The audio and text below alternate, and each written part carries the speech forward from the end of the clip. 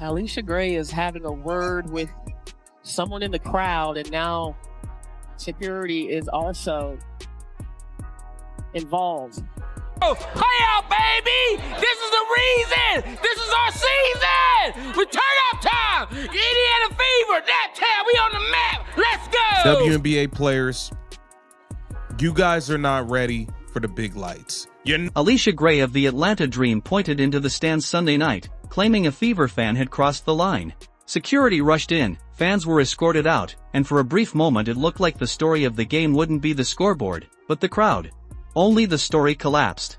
Details didn't match, accounts conflicted, and by the time the dust settled, what was supposed to be a defining controversy looked more like a misstep. The Dream left scrambling with mixed narratives while the Indiana Fever were too busy making history, snapping an 8-year playoff drought in front of a roaring home crowd. One team spun excuses. The other spun the scoreboard. It's clear to us the WNBA does not appreciate fans, don't want us there. We have been thrown out of games for a multitude of ridiculous things. We have watched these players complain and trash us all. They called half of us racist. They've called all types of stuff. All types of stuff.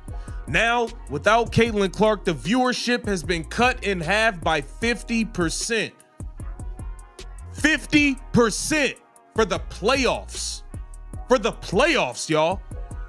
And they still are getting fans thrown out of games. So what exactly did Alicia Gray think she heard? That question still lingers, because as soon as she gestured to security, the story splintered. On live TV, viewers saw her turn, point, and motion toward a section of Fever supporters. A handful of fans stood, visibly confused, as arena staff walked them out. The broadcast cut away, leaving an air of seriousness. It looked like a major incident. An accusation this bold, in the middle of a playoff game, seemed designed to reframe the night. Atlanta's star had been disrespected, their team wronged, and the focus ought to shift from the scoreboard to the stands. She got a fan kicked out last night against the Indiana Fever, only for the fan to speak their piece to the security. Security found out, oh, you didn't say anything at all, actually. Yeah, come back to your seat. Let me just wipe that seat off for you. Here, please, have a seat, ma'am. Alicia Gray played like absolute you-know-what last night and decided to take it out on a fan. At first, it seemed like a serious remark sparked Alicia Gray's reaction. But by the next day, accounts didn't line up. Some reporters framed it as harmless heckling, the kind of noise players tune out. Others suggested something more personal, though no one clarified. The inconsistencies only fueled doubt. If fans were truly out of line, the story should have been clear. Instead, conflicting versions left the incident looking shaky compared to what witnesses inside the arena described. This is nuts. By the way, security brought this couple back in and apologized to them. All right? They removed the couple because they do it to let the players calm down, because it's clear these players aren't professionals. Hey, that's what you owe us. You owe us at this point. Stop it. Stop it. So, she's now fully been exposed. As more fans spoke up, Gray's account began to unravel. One witness nearby said the crowd comment was simple support for Lexi Hall. You're good, Lex. She's not even trying. Nothing abusive, nothing threatening, just routine playoff chatter. Yet that harmless remark somehow escalated into a star's frustration, a call for security, and fans being escorted out mid-game. By the time they returned to their seats, the situation already looked less like misconduct and more like an overreaction. And let's get this account of the situation. The guy in the black hat yelled to Lexi, who was running to guard Gray, and said, quote, "You're good, Lex. She's not even trying anymore." Gray lost her shit and said some very nasty words to the guy and the people next to him. Because he said she's not even trying anymore. She can't handle that kind of heckling. Are you kidding me? Quit sports today. Momentum in the story faded quickly. The fans escorted out weren't gone long. Reports showed they returned to their seats later, proof the incident wasn't serious. If security thought it was, re-entry wouldn't have been allowed. By the final buzzer, the picture was clear. This wasn't about unruly fans, but about a frustrated player struggling to manage routine heckling in the middle of a lopsided playoff loss. The guy did not say anything out of line whatsoever. They were let back in shortly after. When asked what happened, he said that they said it was protocol to remove the fan to allow the player to calm down.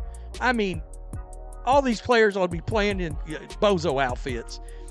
Gray had a bad night, and there is no excuse for the things she said or the way she acted. Online reaction was immediate. Video clips of the removal spread fast, with fans dissecting every detail. What Gray claimed didn't add up, and inconsistencies piled up quickly.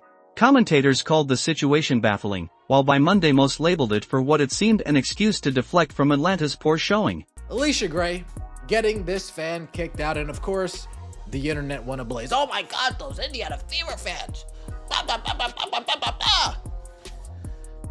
Of course, after the fake hoax of early this year with Angel Reese, Angel Smollett, some people are calling her. The fake race hoax, people were saying, oh my gosh, those Indiana Fever fans. What could they have possibly said? And the rumor mill starts going, and the rumor mill starts going, and the rumor mill starts going. Looking back, the episode only hurt Atlanta.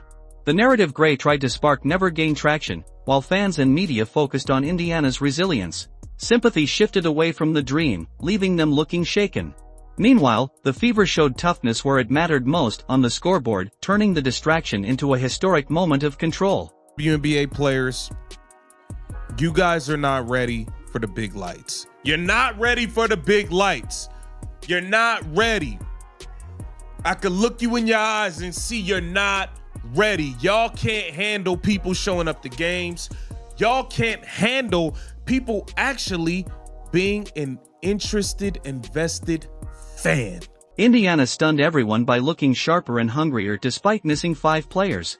Caitilin Clark was ruled out for the season, Sophie Cunningham, Sydney Colson, and Chloe BBY were sidelined, and Ari McDonald couldn't go either.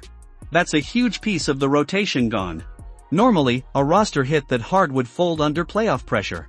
Instead, the Fever responded with energy and cohesion that completely defied expectations. If there's anything I know, there's nothing like playoff basketball in Gainbridge Fieldhouse. We come to you from Gainbridge Fieldhouse in Indianapolis, the first home playoff game for the Fever since 2016. Need to win this to force a decisive Game 3. The stakes couldn't have been higher. After dropping Game 1 in Atlanta, the Fever returned to Gainbridge for their first home playoff game since 2016. Back then, Tamika Catchings was still playing and Stephanie White was coaching. Nearly a decade later, Indiana finally had the stage back only to lose its star. Instead of folding under pressure, the Fever's response was sharper, tougher, and far more composed than in the opener. Fever go! Bow, bow, bow! Let's go! Fever! Go Fever! Let's go, Fever! Fever in 3!